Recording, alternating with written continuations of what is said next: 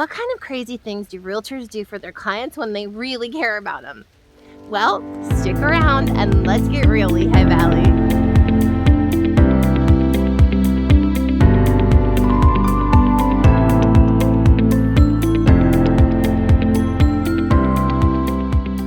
Hi, Lehigh Valley. I'm Tara Roy, and I am standing on this beautiful, gorgeous property. It's a farmhouse that was built probably mid-1800s, and it is exquisite. And I will tell you a little story. My buyers, I met them in August of 2021. So right now, today, as I'm recording this, it is 2023 in February. So we've been working together for almost an entire year and a half. They specifically had in mind the type of property that they were looking for.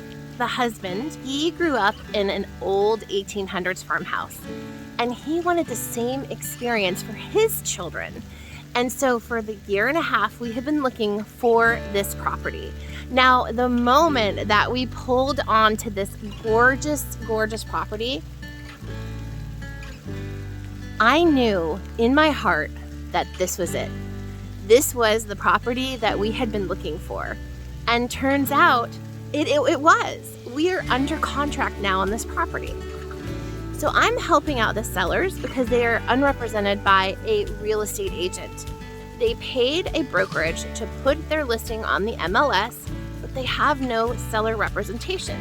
So in order for things to move along for my buyer and to make things go very smoothly, I'm helping the seller out as well because they are located about an hour away. So every time that they come to the property, they're leaving their job. So I volunteered myself to come to the property and let inspectors in and make sure that things are moving along according to our agreement of sale. So I'm here to let the well inspector test the water, and I had to be here to let him into the house. While we were here, the dumpster guy came. So when I came here, this dumpster, well, this was a different dumpster. The dumpster that was here was green and it was piled high with stuff. So the people that lived in this house prior to, unfortunately, their passing had been in the house for 55 years. So you can imagine the amount of stuff that the family is gathering from inside the house and putting into the dumpster. So the title of this video was, what kind of crazy things do realtors do for their clients when they really care? Well, let me show you what happened when this dumpster came in. It is a rainy, cold, wintry day. Here, I don't know if you can see the rain or can hear it, but let me tell you, I can feel it. It's freezing, but because the ground is so soft, the dumpster guy left a bunch of tracks. Not so bad. It's kind of the natural grass driveway, so you would expect some tracks to be left, but he actually came over and knocked on my car door. I was parked over there to be out of his way, and he said, "I'm really sorry, the ground is kind of soft and I messed up the yard." And I was like, okay. He said it couldn't be avoided. I didn't know what to do, and I'm really sorry, but it's messed up. I'm like, okay, well, I'm guessing that the driveway would look kind of like this, like all these tracks that you see. So that's kind of what I was expecting. Oh boy. I'm gonna take you over here and see what actually happened. Flipping the camera, and boom. Whoa! Like, this is not just track marks. Like, these are, like, look at that mound of dirt. This is crazy. I mean, absolutely nuts. I get it. The guy couldn't help it. The ground is so soft and squishy. In fact, my feet are sinking into it now. But because I care, I'm gonna try and smooth out these divots with this stick that I picked up from this pile of old rotting boards, and see if I can pat some of that mud back down. I'll be back in a minute and tell you if it worked. Okay, I don't know if I thought I was Wonder Woman or what, but things were not going well with that stick, and all I got was dirty. But And I remembered that my dad taught me to always keep a shovel in the back of my car in case I got stuck in the snow. So, found my trusty shovel that's never been used in the trunk of my car. I pieced it together. It's not huge, but I think I might be able to make a better impact with my shovel. So I'm gonna get back to work and I'll be right back to tell you if this works, because clearly that stick was a no-go. Well, I will say it's hard to film and shovel at the same time, and since I'm here by myself, this is what we get. I'm just trying to break up these huge chunks and maybe like flatten them out a little bit.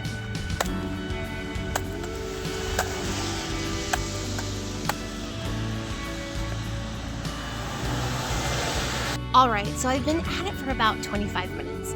And did I help? That's debatable. But I'll tell you what I did accomplish.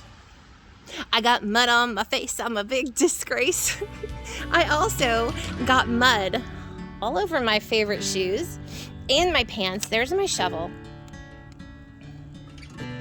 So I got a little bit dirty. Ew, dirty fingernails. But on a positive note, I did get to use my shovel that I've never used, so that was fun. I also gave myself a mighty good workout, and I discovered that if there is an apocalypse, my buyers will be able to live off the fat, juicy grubs in the ground, probably for years. There's a lot of them. Now let's check and see if I was able to make a difference.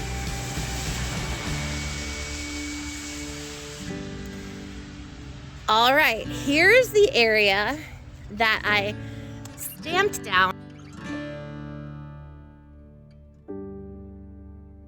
I was able to turn some of the big clumps over and flatten them out a little bit.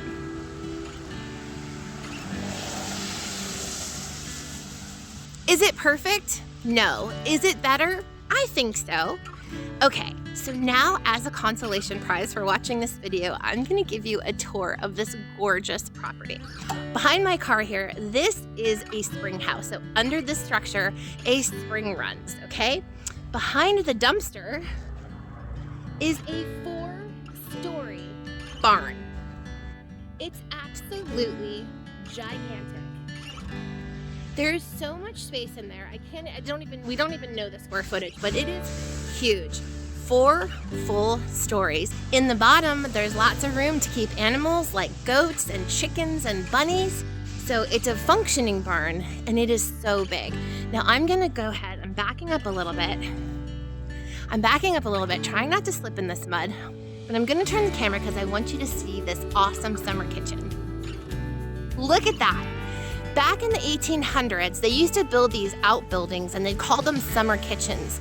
And they would do their cooking back there so that they wouldn't cause a fire in the main house. So there's a fireplace over here on this wall, and if there was a fire, it would just burn the summer kitchen. Isn't that the cutest? And then of course, this is the main house. Sits on about 8 acres of property. There's a cute little patio on the back there, and it is just beautiful.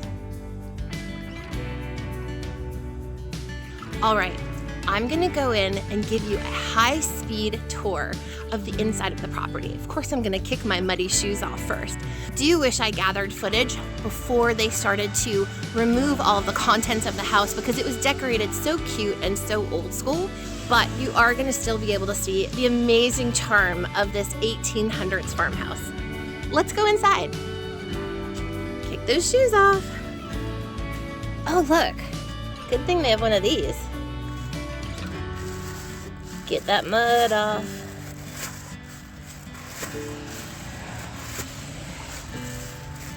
There's a front door that leads into the farmhouse, but there's no porch leading up to that door anymore. So you enter into the side, into the bright and cheery kitchen. Look at that amazing stone wall. The kitchen is spacious and it has an eat-in dining area. To the left, there are 2 doorways, one that leads to a library or den, and the other one goes to a dining room. As you pass through the dining room, you get to this little hallway area where to the right you will find a powder room, and to the left you can go into the living room.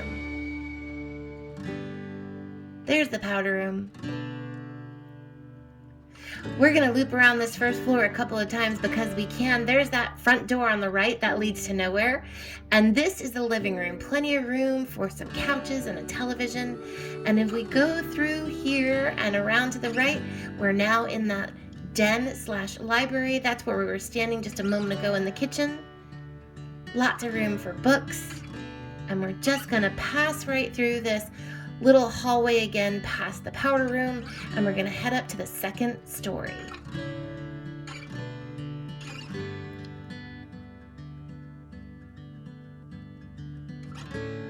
The farmhouse has 3 bedrooms on the second level.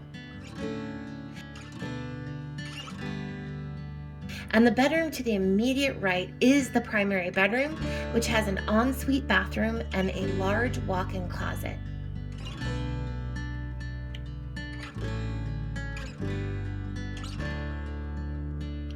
The buyers have big plans for this bathroom. They're so excited to have an ensuite. It needs some TLC, but at least the bones are here.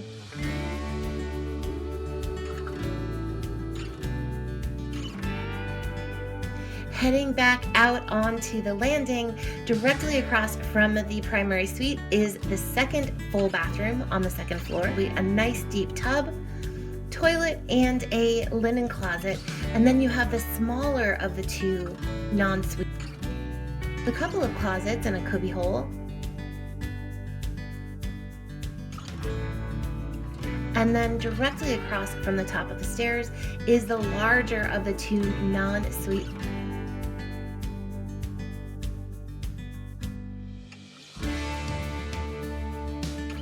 I forgot to leave the door open at the bottom of the stairs, so it looks like a big dark hole, but that is a staircase that leads down to the den library.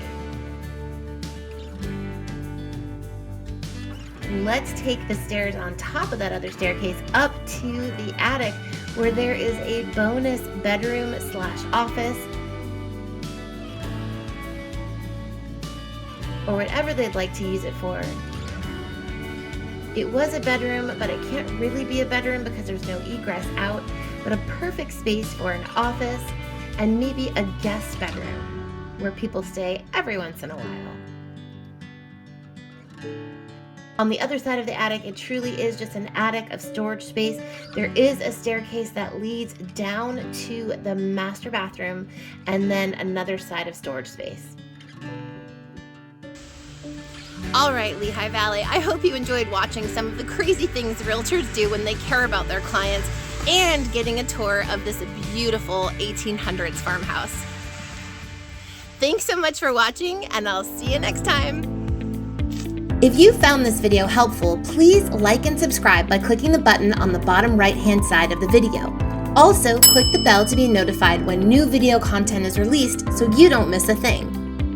If you have a real estate topic you'd like to learn more about, drop a note in the comments and I will be sure to answer your questions and perhaps even make a whole video just on your topic.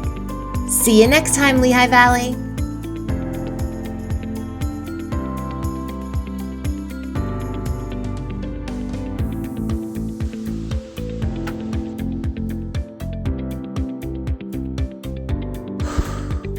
I don't think I've ever been so muddy.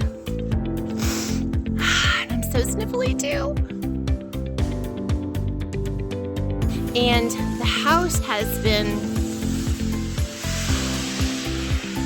what the heck was I gonna say? I'm just rambling here and I forget what I was gonna say.